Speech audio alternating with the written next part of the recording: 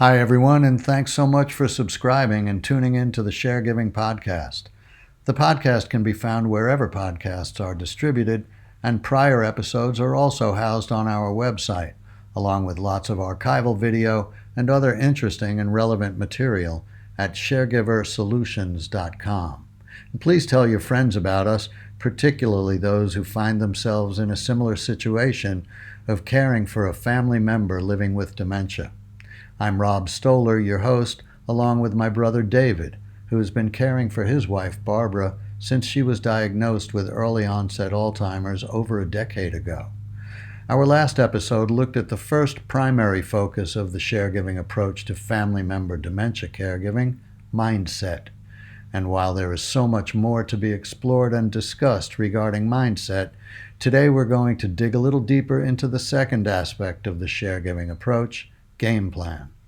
As the name implies, this is where one develops a strategy for planning activities, scheduling everything that takes place from morning to night, daily, weekly, monthly, as well as long-term. Understanding about best laid plans and such, the game plan brings structure and purpose to each day, with rationale behind each event and activity for the sharegiver as well as the partner. David, let's talk about game plan. Okay, thanks, Rob. Yeah, so we think of it as a game plan almost like you would, when you're planning, a competition, going in with a game plan, going in with an idea of what you want to accomplish, how you're going to do it, and what are the tools that you need to do that. So, and we think of this as not as a game, but as something that requires a strategy, because at the end of the day, the sharegiver wants to be successful.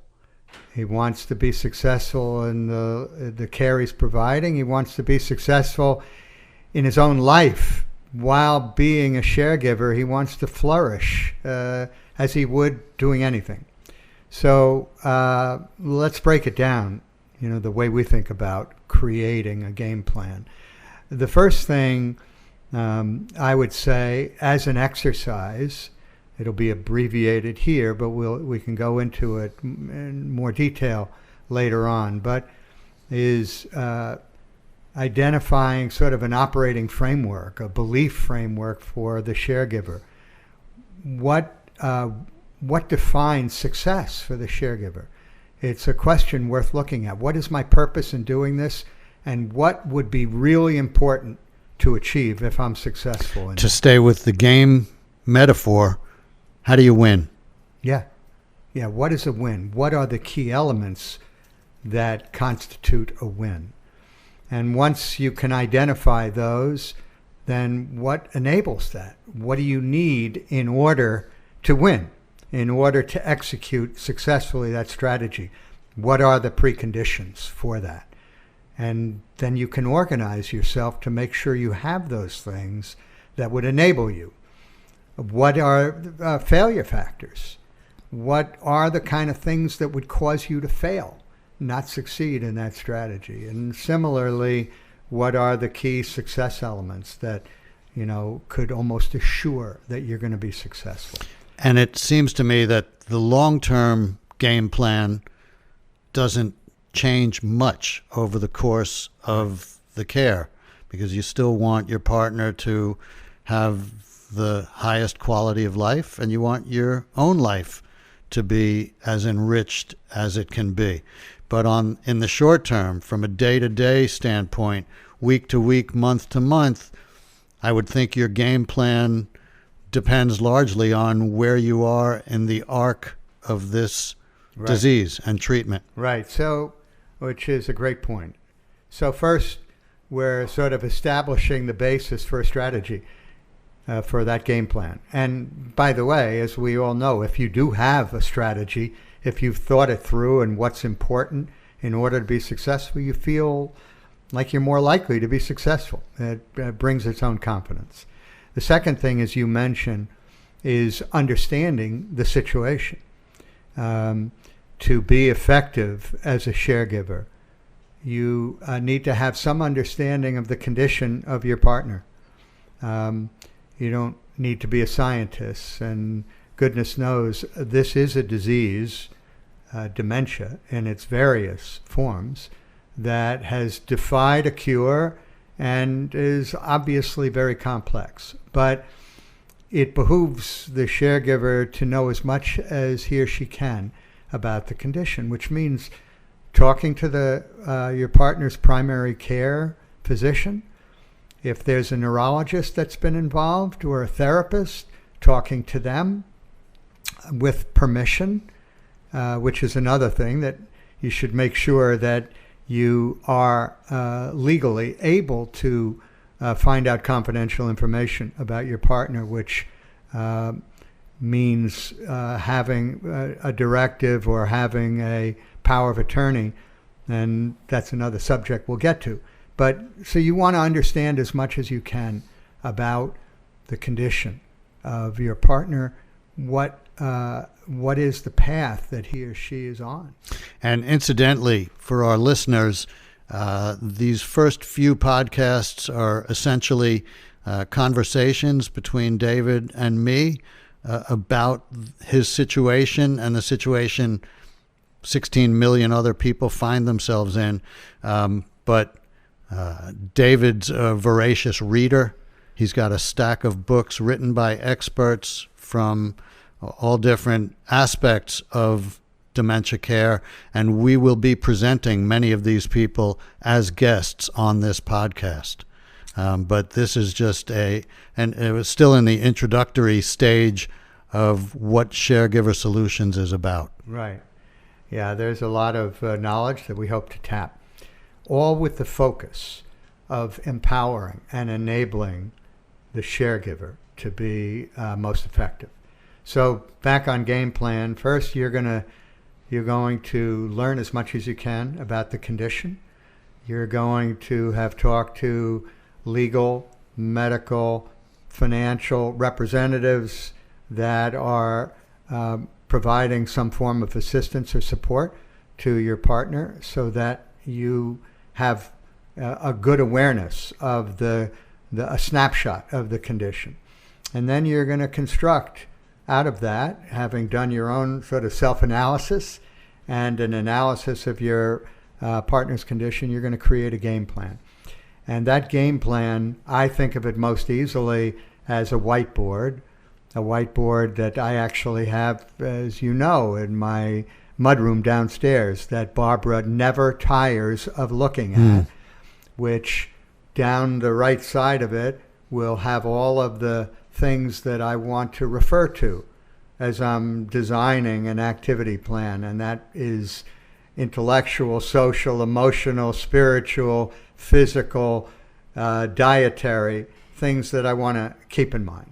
And now, I'm sure, I've seen the whiteboard. I looked at it last week. I know the whiteboard today bears little resemblance to the whiteboard as it initially was created years by ago, you. Sure. So as succinctly as you can, talk about how that whiteboard has changed, why it's changed, and maybe the whiteboard we see now reflects activities that you're interested in that Barbara can enjoy, as opposed to originally activities Barbara was interested in that you could enjoy. It's a great question. How has it changed from years ago? Because I've been doing this probably for 5 years. When did you start doing it? I mean, I would say that I started doing it about 3 years ago. Yeah, right after we got back from a healing trip to Peru, which was interesting in itself.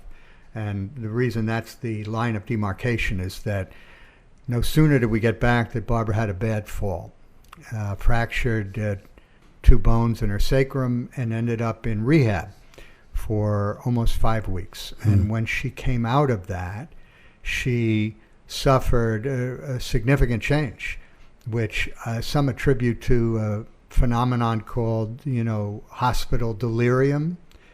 where after a stay like that, the disorientation is so significant that for some people that are then predisposed, it's permanently disorienting. And I think that's what happened to Barbara, very sadly. But that's when I started keeping the chart. So it's, I'd say, 3 years. Initially, I was very ambitious. You're still very ambitious. Yeah, I guess that's likely to stay with me, hopefully for a while, yeah. I had each category that I wanted to address in a daily plan. And I had it hour by hour by hour by hour. It was interesting because it caused me to really learn about various activities and how they could help both pass the time as well as be nourishing in some way. I think as a general matter, the way it's changed over time, over the last 3 years, now going to a 4th year, is that in 2 ways. Number one, I've had to keep an open mind of what works and what doesn't work. Those things that Barbara doesn't want to do, don't push it, is what I have learned. Better that she be happy and comfortable, not that I allow her to do anything that might be endangering or, of course, inappropriate. But I've reduced the frequency of events and of change. Now, are there things that Barbara had enjoyed doing that she no longer enjoys? Yeah, I think one big one, for example, is cooking or baking, which she... Oh, she made great cookies. Yeah, her chocolate chip cookies were famous. No, she's just not interested anymore in that. Helping me organize things, which I felt would be, interesting and useful from a cognitive point of view, not really interested anymore. Then again, there are certain things that were obviously really interesting, and I emphasize them disproportionately now.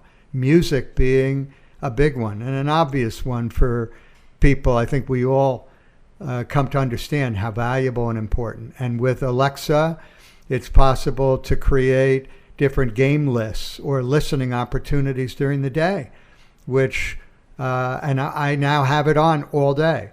So we'll listen to the Broadway channel, and then we'll listen to 60s, and then we'll listen to the Beatles channel, and then we'll, have a podcast on that. Even if the podcast may be beyond Barbara's comprehension, she'll listen. She likes having a broadcast.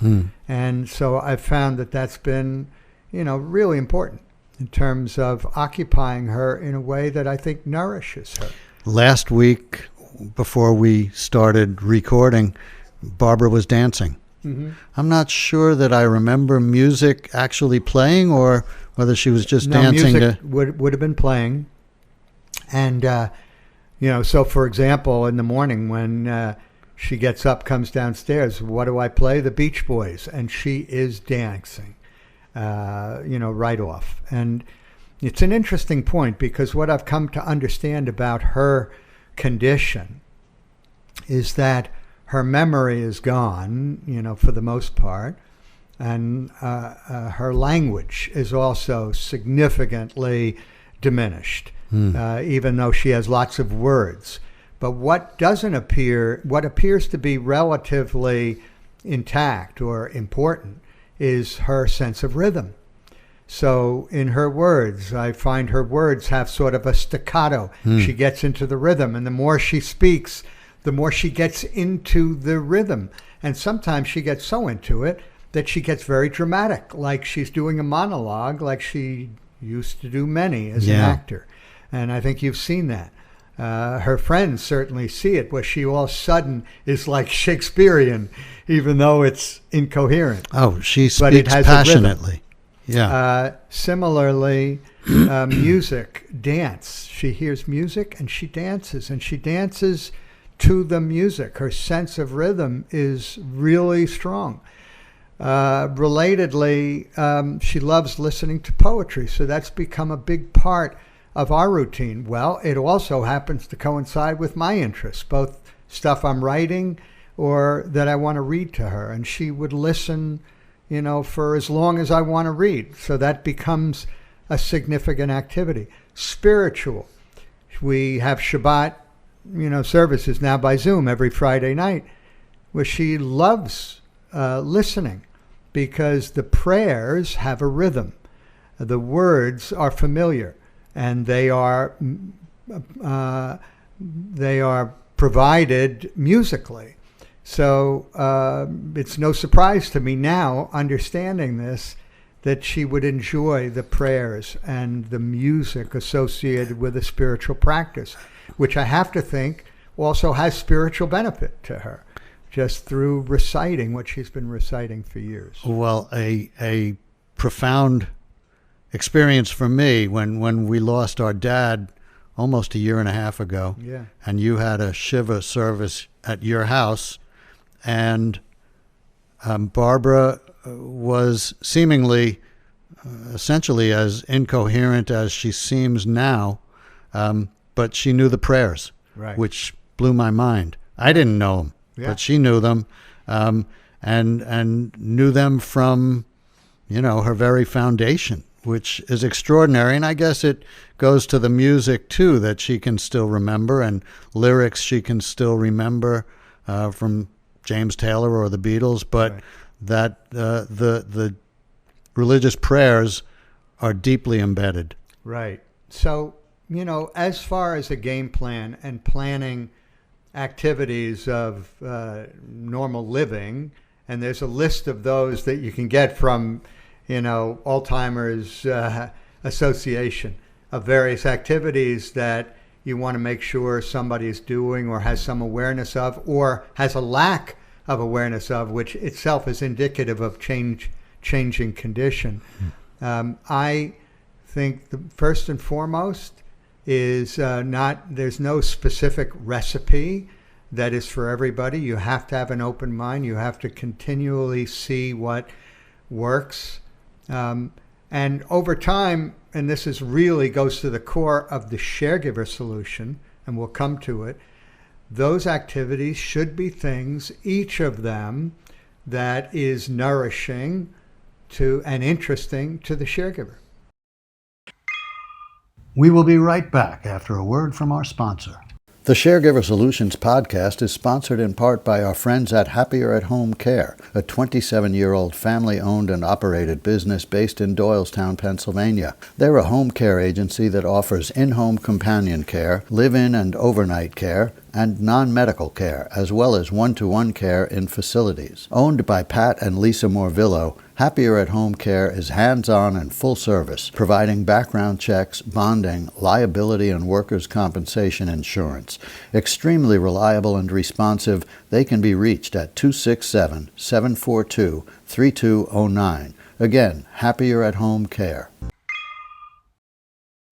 So it is really sharing the experience. It's not just putting something, on the record player, for those that still remember those things, and going and doing something else, going away. It is sharing the experience. Right. Taking the opportunity to grow. If you're not engaged as the sharegiver, it's not going to have the same effect as if you are sharing. Yeah, and not just for the person that you're sharing with, your partner, but for yourself. Right. So when you ask how that's where that's the engagement I'm talking about. How has it changed over time? And this goes back to our discussions on mindset. Of course. If the sharegiver has a growth mindset, that means that he wants to feed his curiosity. He or she wants to be learning, wants to be growing, wants to be developing, which is exciting. And this is what I see as flourishing. You do it by sharing these activities. So the music, so what am I doing now? For example, I'm going through my jazz collection and my classical music collection that I've never really applied any particular organization to, and I'm learning. And Barbara's listening, she's enjoying, but I'm taking stock of and learning about things that I was curious about. What really differentiates Charlie the Bird Parker, and listening to, Mozart's violin concertos and listening to La Traviata. And, so while I am engaging Barbara in an activity that she has a predisposition towards, I'm nourishing my own interest as well. Well, and it still, for me, goes back to the issue of being that curious person who wants to not only learn about the disease, about your partner, but learn about yourself, learn ways of expanding your own experience, your own knowledge. Yeah. And again, I'm not sure how you teach curiosity, how you teach the thirst for knowledge, how you teach the desire to be more. But clearly, the greater your desire to be more, the greater the quality of your care. So I think one important aspect is if you understand that by practicing it, you're going to be happier. By connecting that which may not come naturally to you or not something you've practiced, but you now understand that it is directly tied to your own sense of competence and accomplishment and awareness and happiness, then you're going to try it out. I mean, other things, for example, with Barbara that have that she is doing with my initiative that align with my interest that she likes, gardening. So we've created a garden outside. That's an understatement. We've created a pretty cool garden. I did it because, number one, it involved activity that even if Barbara was still a little reluctant to get her hands dirty, let's face it, but she tags along. And I thought, wow, a garden, that'd be cool because we'll do something additional or different every season, and she'll have a chance to see change and maybe measure it or be aware of it in some way, which would be useful. And then we put paths in it. So, for our mom, who's wheelchair bound, but, would enjoy the garden, and other friends that I have, and maybe including ourselves in another 20 years. Please. So you can get through the garden. But what am I doing in that garden? I'm running with her. So we jog on this path and we stop at stones and we do push-ups on the stone. She sees it now as much a fitness, opportunity as a garden. Now I have to say, probably as a warning shot, that I know there was a time that either you've come to prevent or not, that Barbara was pulling flowers out of the garden, pulling the heads off flowers. Yeah, that's maybe why there are no flowers in this particular garden. And if we ever visit you, anyone in the listening audience, and you have live flowers that you care about, I'd sort of remove them during the visit. Yes. One of the characteristics of, and it's worth talking about, people with dementia often are attracted to objects. They wander. They'll wander inside. They'll wander outside. They'll pick up anything that catches their attention. They'll put it down somewhere else. They might, disfigure it like flowers or like a book or like maybe my favorite book that all of a sudden doesn't have the, last chapter. Yeah, or the last chapter. Those are things that, and this is part of mindset. This goes very to much right? part of course. And so when those things happen now, as opposed to originally, when it might happen originally, like that precious, calla lily that you just bought that is now, beheaded. I could have said at one time, "How could you do that?" I don't say that. Yeah, I know how she could do it, and it doesn't help. I get upset. She gets upset, and the calla lily is still beheaded. It's an essential aspect of mindset. And I know, again, as to the flowers, you had told me at the time you started buying plastic flowers. Correct. I guess that's a workaround. A horrible thing. Is that a workaround?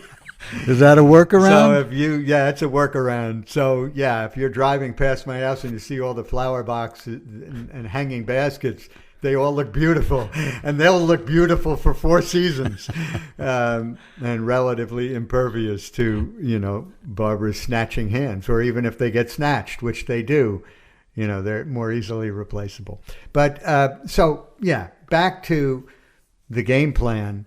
We have evolved so that we've evolved away from certain things like learning exercises that I was really excited about. I still am for other sharegivers who are dealing with a condition that's, much less advanced than mine, where I do think the idea of spaced retrieval learning, where you can, with very simple numbers, sequence 1, 2, 3, or blocks or pictures, and then recalling them shortly after, stimulates cognition and is fun.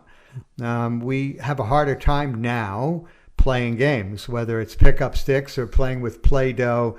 Barbara doesn't seem to have the same attention for it or interest. But well, and that kind of goes into my area of films and photographs and things like that, which I know early on are a tangible connection to her life and past, and at this point, I'm sure don't have the same relevance. Except that, interesting that you say it, we have a big bowl of photographs that, running the risk that they will be torn or stuck together, they are endlessly interesting to Barbara.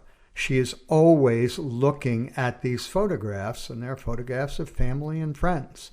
And I still believe a very worthwhile activity is putting together, looking through photo albums and the like.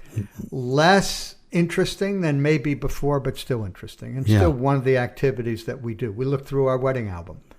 We look through other family albums. We look through pictures of trips that we've taken.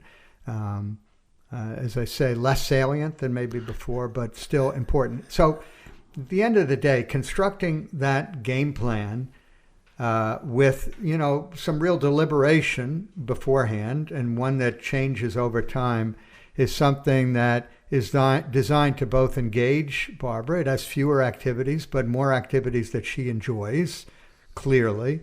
And they're all activities that I enjoy also, to my advantage, which is really... So it takes us to the other part of game plan, which is really self-care, and which is equally important. The care that I'm providing to my partner, to whom I'm very committed, and obviously have been, I have recognized, and this is in part at the urging of my daughters, that need to make sure I'm taking care of myself, and which means understanding as best I can my condition. So, for example, they made sure that I was getting some help that gave me some respite during the week, which I've done, recognizing that a number of people listening may not even be able to hire somebody, as I've done, for 30 hours a week for 5 days. But it's been extremely helpful, and I went without it for 13 years. Second, they wanted me to go to a shrink.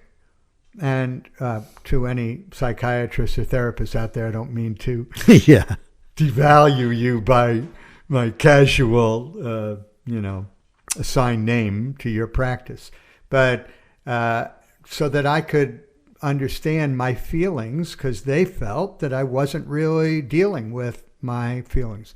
Well, I did go, and I found that it was really interesting and helpful. Even the idea that this psychiatrist, who was great, got me to say out loud that I was lonely. Well, that's not something that I ever really chose to identify to myself. And having done that, he would then say, so what are you going to do about it?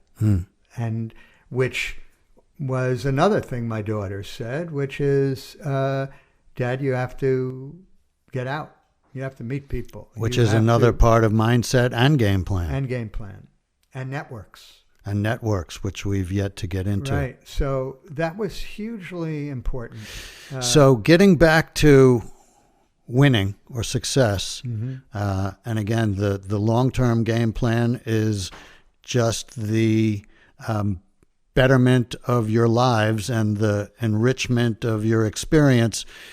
And I'm interested in the daily winning on a daily basis, and I think that's where Sharegiver Solutions distinguishes itself, is that we will help the sharegiver get through the day well, and the week, and the month, and the year, and time passes quickly.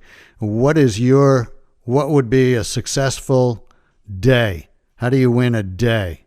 When do you, at the end of a day, ever think like, wow, that was a great day? And if you do, what would that day have encompassed? That's an interesting question. I think I do go through that process. And it actually reminds me of one other thing that I should mention about game plan, both in terms of caring for my partner as well as myself, is I keep a journal. And so at the end of the day, even when I'm tired, I reserve some time to just evaluate the day. Reflect. And reflect on it and what was important, which is, I think, hugely important because I believe to the extent you see yourself in the middle of your own story, and let's face it, this is a dramatic story. Yeah. And my life is different than it was. To the extent I see myself in the middle of that tale that's going to be told someday is still happening, then the more likely I'm going to live it well. I'm more conscious of it. I'm more conscious of my desire to flourish in this life, not just get along.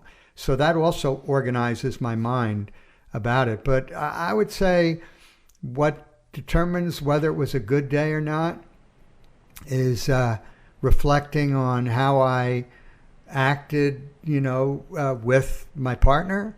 Was there a point that, I got upset, which still will happen? Was there something I did that was innovative, that was really cool? I got to do that again, which often is the way we have conversations now, and the way I act as a surrogate for, either myself in the same conversation or Barbara.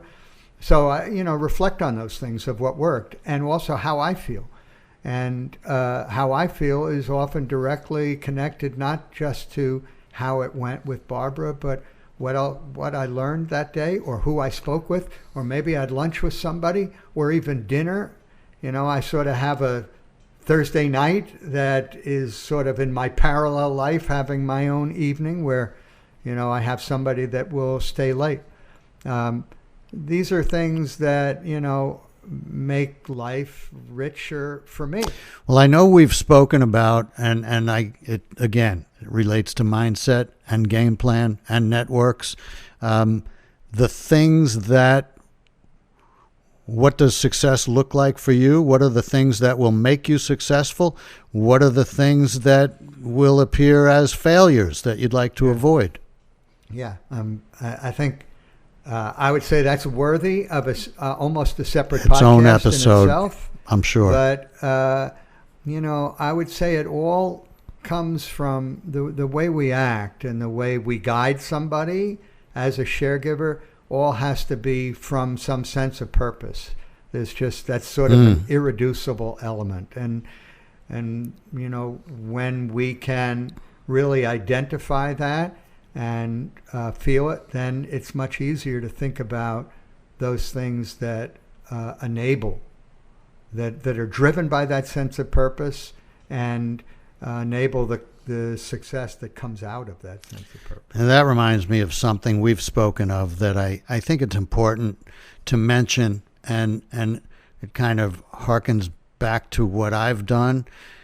And I've worked with many people over the years who are in difficult situations, many of them in debilitating physical situations, PTSD situations, situations of loss. And what I've learned from experts and from having interviewed so many people is that when things are at their darkest and lowest, and arguably this can be one of those situations if you allow it, what I've learned as not necessarily an antidote, but essentially that's what it is understanding that there are a lot of other people in that situation or in worse, more difficult situations that you can help.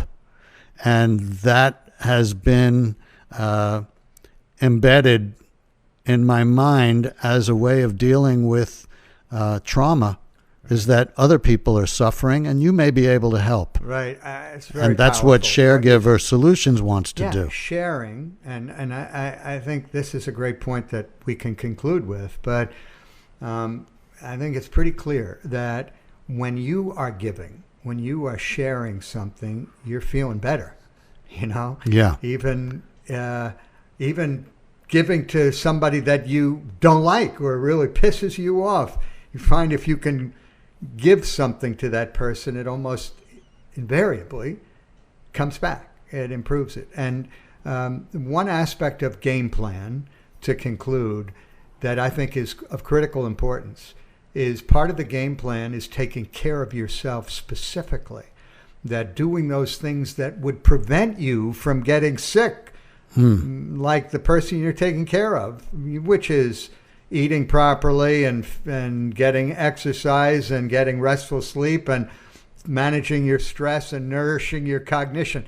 These are things that can be not to mention your emotional state, having conversations. Right. These are interactions things that can be practiced, that are health inducing, that are inflammation reducing, that great boogeyman. And not just taking care of yourself, but as a sharegiver, practicing this with others, young people, your kids, your nieces and nephews, again, trying to avoid being too dogmatic about it, but sharing what you now understand is ways to not just live more healthfully for its own sake, but preventing the onset of these kind of disabilities. And so I think there is something really powerful about share giving that turns you into somebody that's taking care of yourself and also being a great advocate for others. Well, that should be part of the game plan. Yeah. Well, two words, one you've mentioned, one we haven't really spoken about,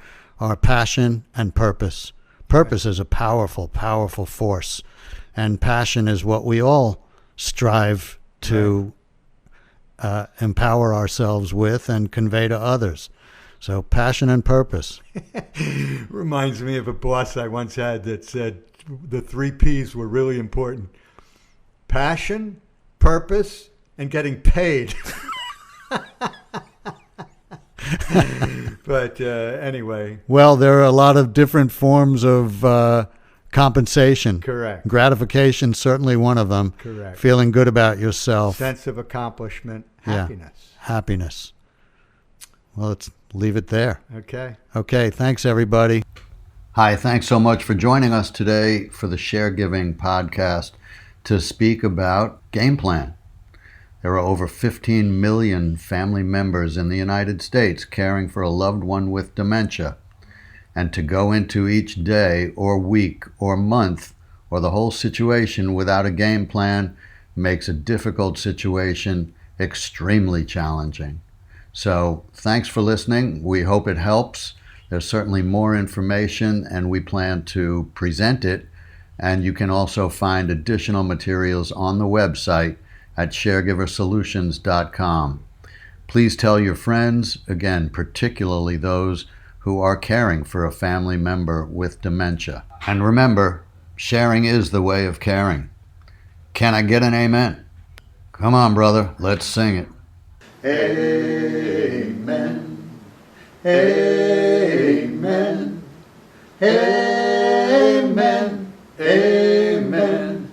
Amen. Sing it one more time now. Amen. Amen. Amen.